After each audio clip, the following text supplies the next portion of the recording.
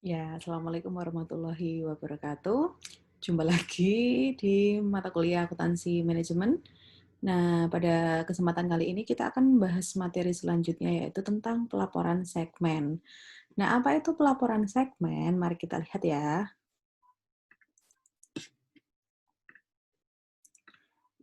Nah, dalam sebuah perusahaan pastinya ada beberapa unit ataupun segmen-segmen yang bisa disebut dalam kegiatan untuk melaksanakan kegiatan usahanya. Jadi ada beberapa unit ataupun divisi ataupun juga kantor cabang dan sebagainya. Nah, itu disebut dengan segmen.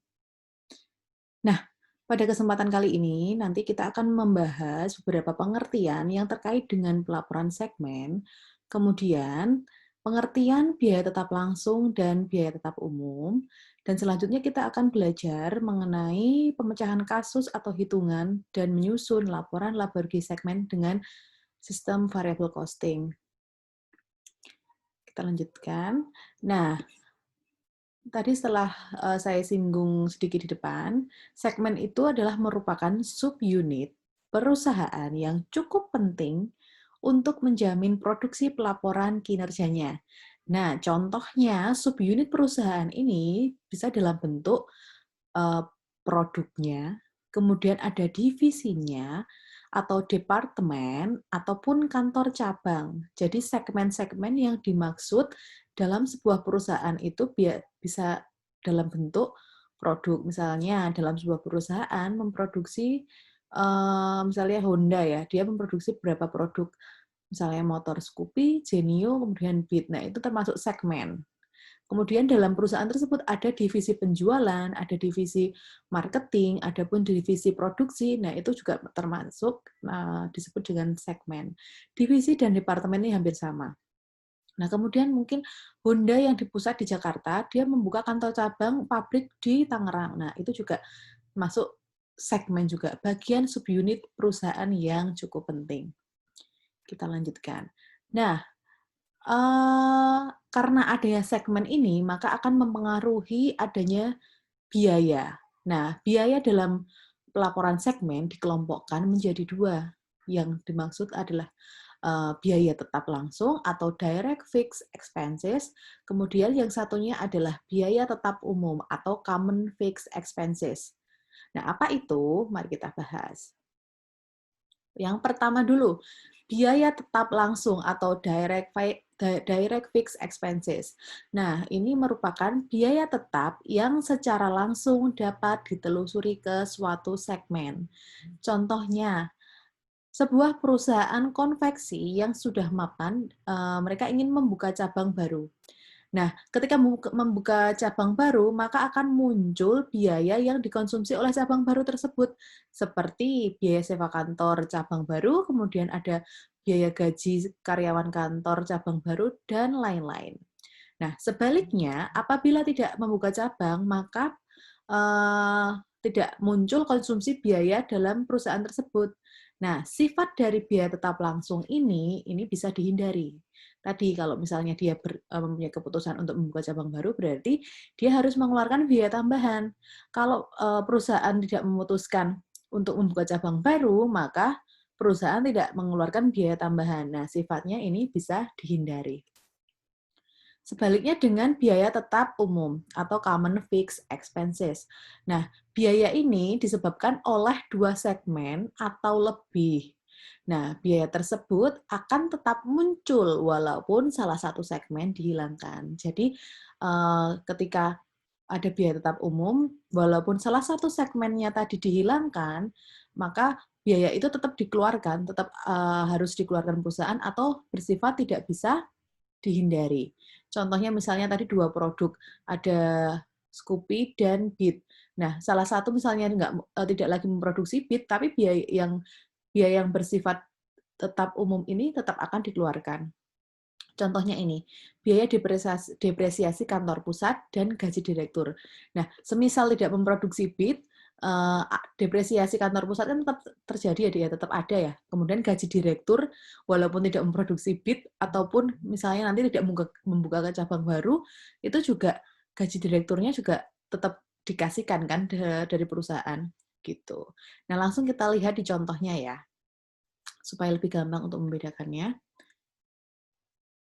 Nah, di sini contoh kasusnya adalah PT Indofoodie menjual dua macam saus, yaitu saus sambal dan saus tomat, dengan rincian sebagai berikut.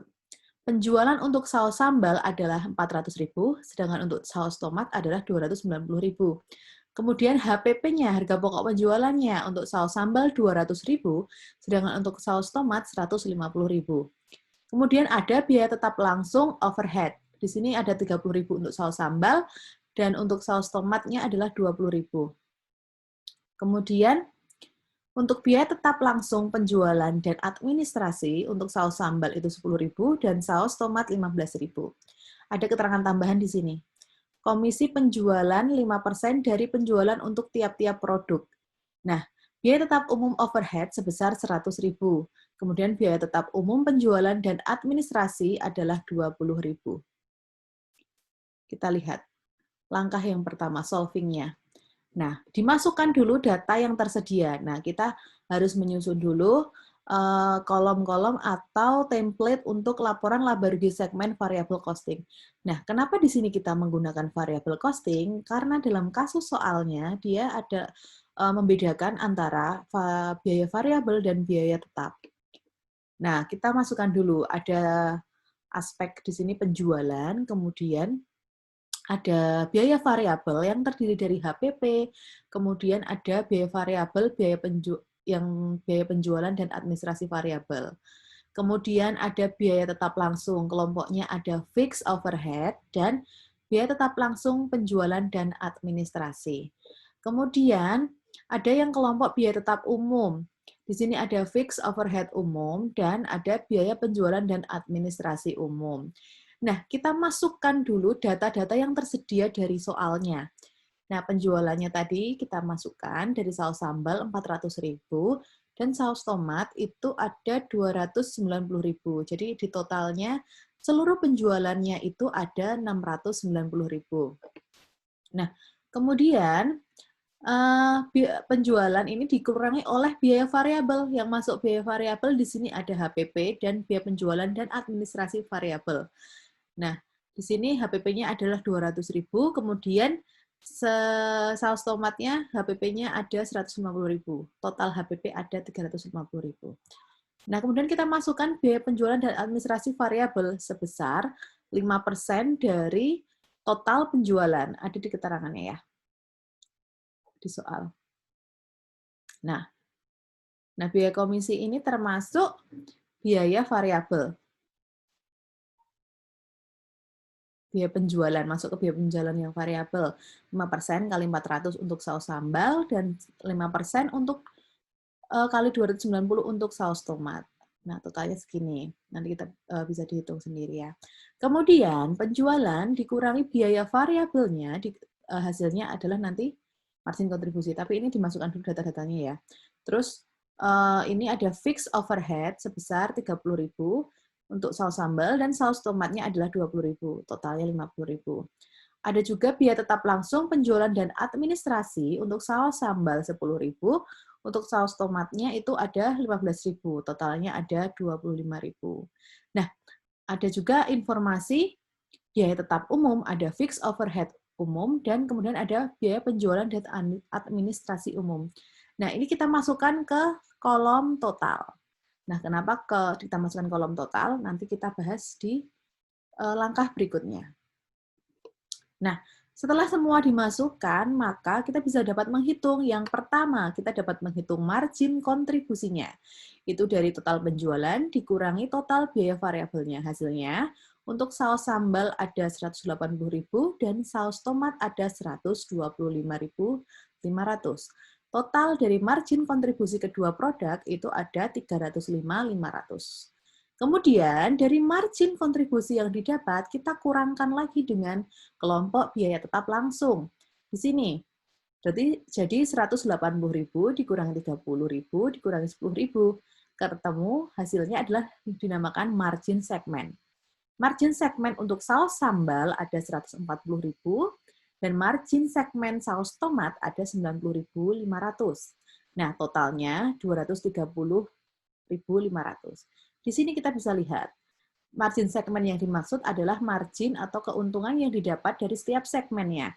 Untuk segmen saus sambal kita mendapatkan keuntungan, atau perusahaan Indofoodie mendapatkan keuntungan sebesar 140.000.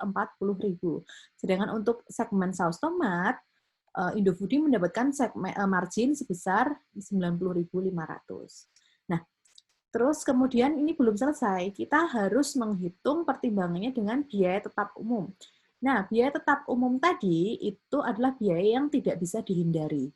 Kalaupun perusahaan Indofoodie tidak memproduksi saus tomat, mereka harus mengeluarkan biaya tetap umum ini. Maka dari itu, biaya tetap umum dimasukkan ke dalam kolom total sebesar 100 dikurangkan biaya dari total margin segmen dikurangi fixed overhead umum itu 100.000, dikurangi lagi biaya administrasi dan penjualan umum itu 20.000, hasilnya laba bersih dari kedua produk itu 110.000. Nah, misalnya nanti Indofoodie tidak memproduksi saus tomat, berarti dia hanya memproduksi saus sambal sebesar margin segmen sebesar 140.000. Tapi mereka harus mengeluarkan juga biaya tetap umum sebesar 120.000, jadi laba bersihnya hanya 10.000.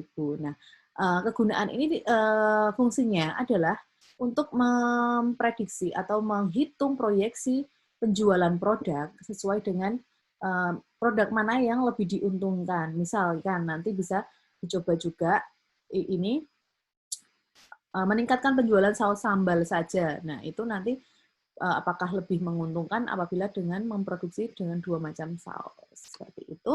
Nanti kalau ada pertanyaan, nanti bisa lewat WhatsApp ataupun grup WhatsApp, atau melalui forum di My Class ya. Ya, sekian, terima kasih. Nanti kalau ada kurang lebihnya mohon maaf. Selamat mengerjakan tugasnya. Assalamualaikum warahmatullahi wabarakatuh.